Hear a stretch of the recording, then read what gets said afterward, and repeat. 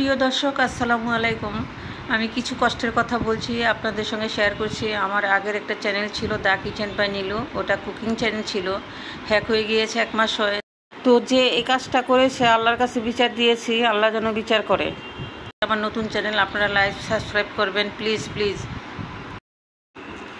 তো আমি golden chicken নিয়েছি, এগুলি পিস করে। তো প্রথম লবণ দিচ্ছি, আজকে রোস্ট রান্না করে দেখাবো।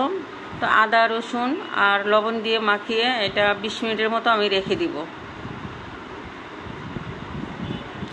ডেকে রেখে দিচ্ছি। তো চুলায় প্যান বসিয়েছি। তো ফার্স্টে আমি তেল দিচ্ছি, তেল দিয়ে হালকা করে চিকেনগুলি আমি ভেজে নিব। আমার চ্যানেলটা হ্যাক করে নিয়েছে, আমি আল্লাহর কাছে বিচার দিয়েছি, আল্লাহ যেন তার বিচারটা করে। আমি এখনও চেষ্টা করছি, কিন্তু আমার এই চ্যানেলটা ফিরে আনতে পারছি না। তো আপনারা প্লিজ সাবস্ক্রাইব লাইক করবেন।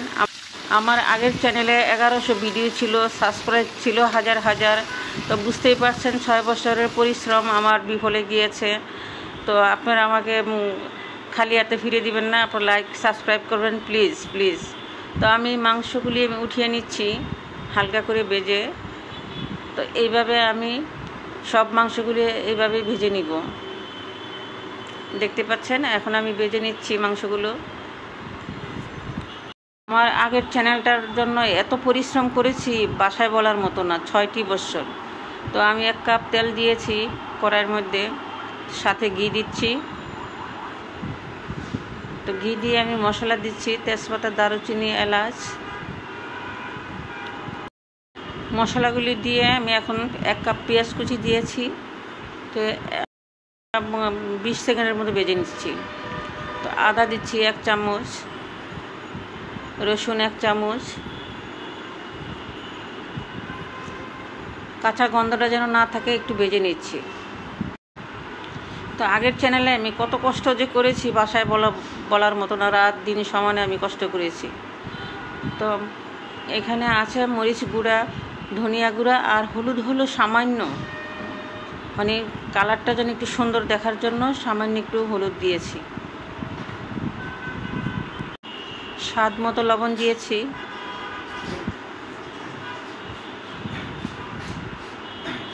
দিয়ে আবারও নাড়াচাড়া করে মশলাটা কষিয়ে নিচ্ছি।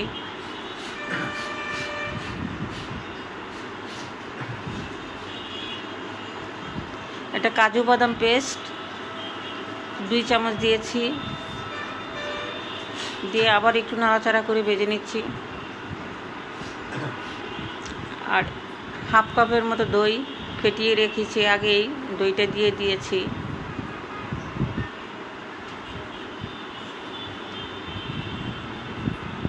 প্লিজ সাবস্ক্রাইব করতে ভুলবেন না, লাইক সাবস্ক্রাইব করবেন। জিরার গুঁড়া 1 চামচ,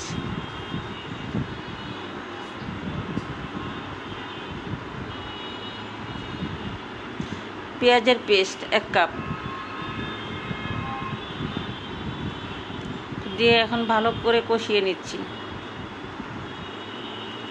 মশলা কষানোর জন্য ঢেকে দিলাম, ঢাকনা খুলে আবারও নাড়াচাড়া দিয়ে দিব। আবারও রিকোয়েস্ট করছি, লাইক সাবস্ক্রাইব করবেন, ভালো লাগলে শেয়ার করবেন। প্লিজ সাবস্ক্রাইব করতে ভুলবেন না, লাইক করতে ভুলবেন না।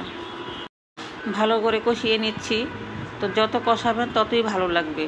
মশলাটা ভালো করে কষাতেও হবে এবং রান্নাটা মজা হবে নিজের উপরে, ধৈর্যশীল।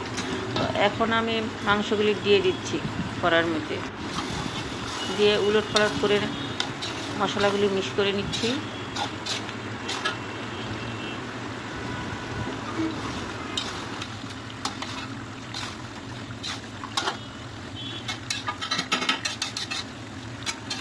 নাড়াচাড়া করে আবারও রেখে দিলাম। এখন ঢাকনা খুলে আবার নাড়াচাড়া দিয়ে দিব।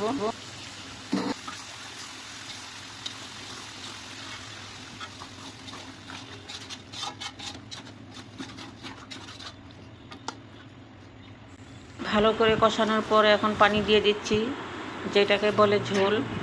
তো আমি এমনভাবে দিয়েছি মাংসটা যেন সিদ্ধ হয়, ওইভাবে ঝোলটা আমি দিয়েছি।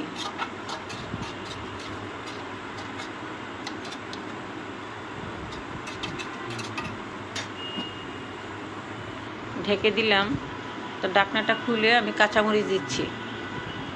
কাঁচামরিচ না দিলে তো চলেই না, রোস্টের মধ্যে কাঁচামরিচ মাস্ট দিতেই হয়।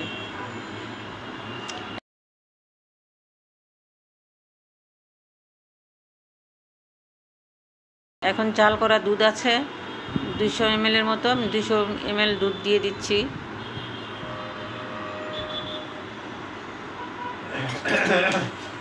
দুধটা এখন মিক্স করে নিব।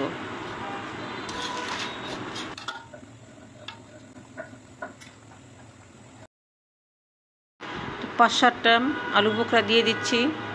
আলু বোখরা দিলে তো খেতে দারুণ হয়, একটু টক লাগে, ভালো মতো খাওয়া যায়।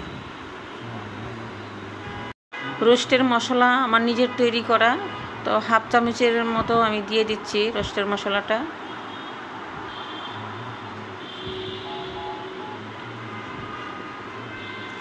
এটা দারুণ ফ্লেভার আসবে। এটা হলো কেওড়া এসেন্স 1/2 চামচ, আর ঘি দিচ্ছি 2-3 চামচ, যার যে রকমের পছন্দ ওইভাবেই। আমি 2 চামচের মতো ঘি দিয়েছি। তো এই যে রোস্টটা আমার রান্না হয়ে গিয়ে, এই রোস্ট হলো স্পেশাল রোস্ট। তো আমি সার্ভিং করে দেখাচ্ছি।